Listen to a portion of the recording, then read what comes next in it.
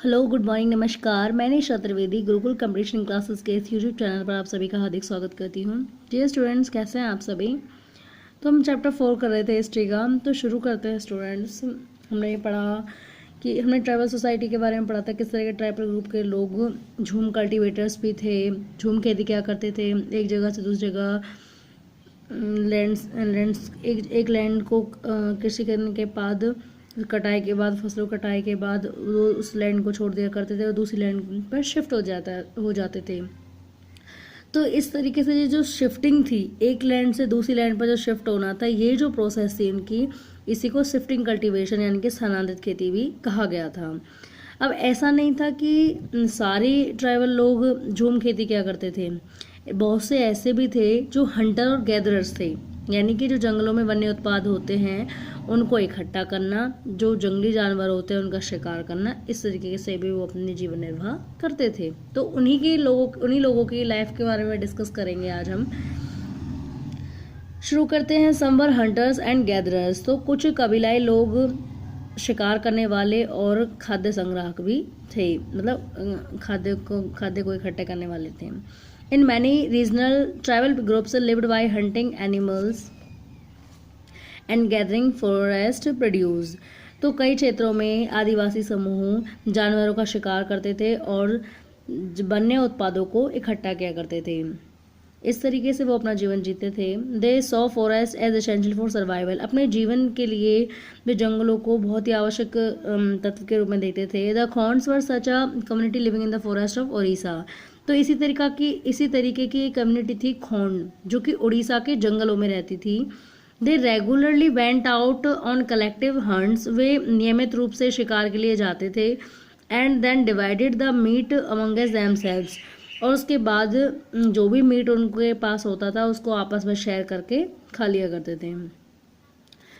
दे ate fruits, वे fruits खाते थे। And root collected from the forest, और जंगलों से जो फल वगैरह और जड़ें वगैरह लाते थे, इकट्ठा करके उसे खाते थे।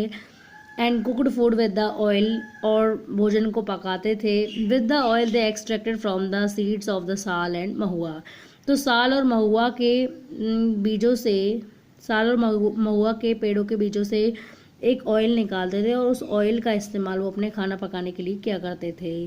They used many forest shrubs and herbs for medicinal purpose, तो दवाई के उद्देश्य से बहुत सारी झाड़ियों और जड़ी बूटियों का इस्तेमाल करते थे, दवाइयों में प्रयोग करते थे।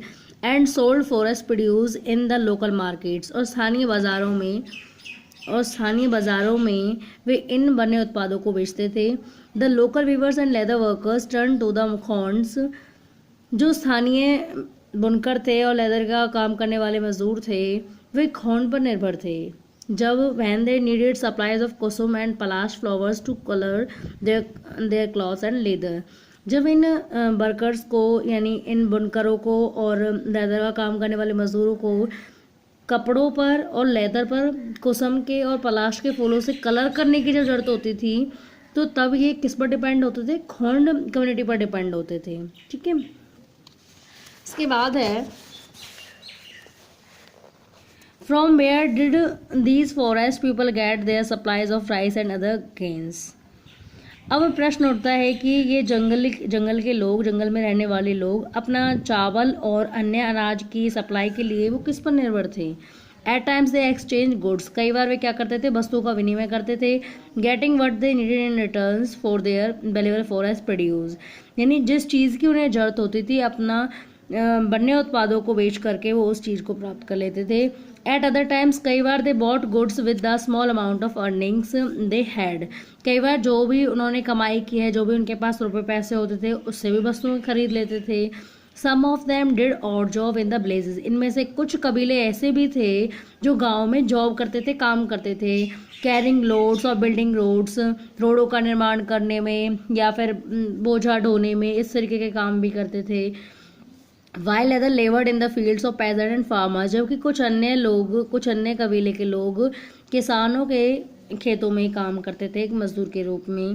Van supplies of forest produce shrank, परंतु जब वन्य उत्पादों की आपूर्ति में घटना शुरू हुआ, जब वन्य उत्पादों की आपूर्ति घटी, tribal people had to increasingly wander around in search of work as labours. एक मजदूर के रूप में काम ढूंढने के लिए इन लोगों को इधर उधर घूमना पड़ा। काम की तलाश में, मजदूर के रूप में काम की तलाश में इन लोगों को एक स्थान से दूसरे स्थान पर घूमना पड़ा।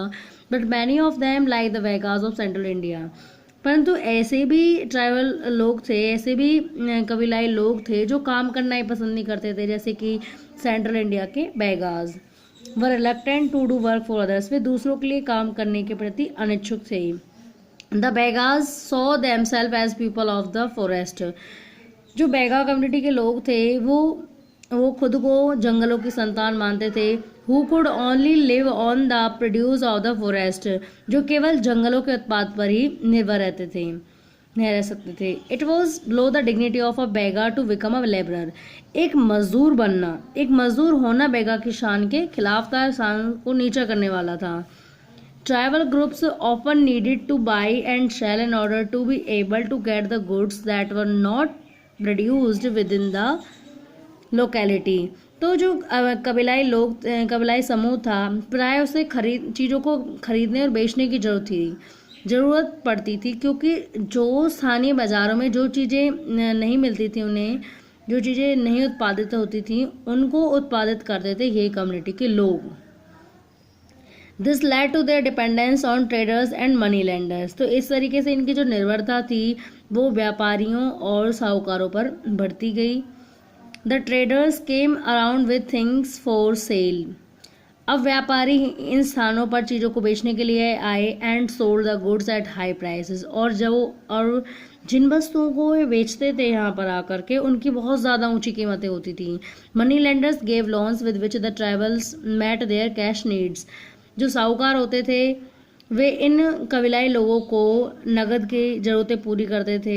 Adding to what they earn, जो भी वे कमाना चाहते थे, जिसमें वो पैसा लगाना चाहते थे, तो उस आर्थिक मदद को ये साहूकार करते थे। परंतु but the interest charge on the loans was usually very high, परंतु जिस ऋण लेने के बाद जिस ब्याज दर पर ये देते थे ऋण, वो बहुत ज़्यादा ऊंचा था, उसका ब्याज दर बहुत ज़्यादा ऊंची होती थी। सो फॉर द ट्राइबल्स, इसलिए कबीलाई लोगों के लिए मार्केट एंड कॉमर्स, बाजार और वाणिज्य ऑफन मेंट डेब्ट एंड पॉवर्टी, उसका मतलब था कर्ज और गरीबी। तो इन कबीलाई लोगों के लिए मार्केट और कॉमर्स एक कोई अपॉर्चुनिटी नहीं थी, बल्कि उनके लिए एक ऋण था, एक गरीबी थी। They therefore came to see the moneylender and trader as evil, इसलिए वे प्राय इन साहूकारों को और व्यापारियों को एक बाहरी बुराई के रूप में and the cause of their misery, और साथ ही उनकी दयनीय हालत का कारण मानते थे। Some herded animals, इनमें से कुछ ऐसे थे, कुछ जानवरों के झुंड को चराने का काम करते थे। पेस्टरल थे कुछ कबीले के लोग, कुछ जानवरों के झुंड को चराते थे। Many tribal groups lived bye herding and rearing animals, बहुत से कबीलाई लोग पशुओं को चराते थे, उनका पालन किया करते थे।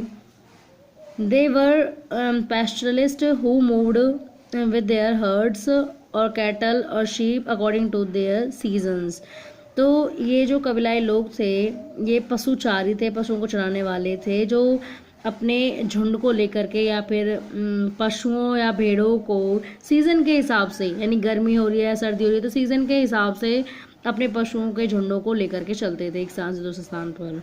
Van the grass in one place was exhausted, जब एक स्थान की घास खत्म हो जाती थी, they move to another area, तो वे दूसरे स्थान पर चले जाते थे।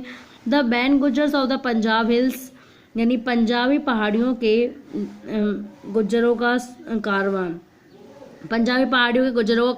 And the Labadis of Andhra Pradesh were cattle herders, और साथ ही आंध्र प्रदेश के जो लवादीज थे ये पशु चलाने वाले थे, ठीक है। द गद्दीज ऑफ कुल्लू बर शेफर्ड्स, जबकि कुल्लू के गद्दी, ये गद्दी कम्युनिटी है, कुल्लू के जो गद्दी थे वो गडरिये थे। एंड द बकरवाल्स ऑफ कश्मीर, और कश्मीर के बकरवाल रियर्ड गोट्स, वे बकरियों को चराते थे, बकरियों को पालते थे।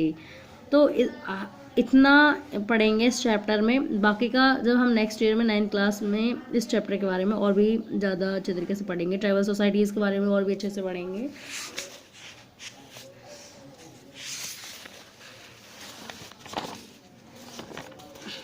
Thank you so much for watching this video. Please do comment, like and share and subscribe our channel. Thank you so much.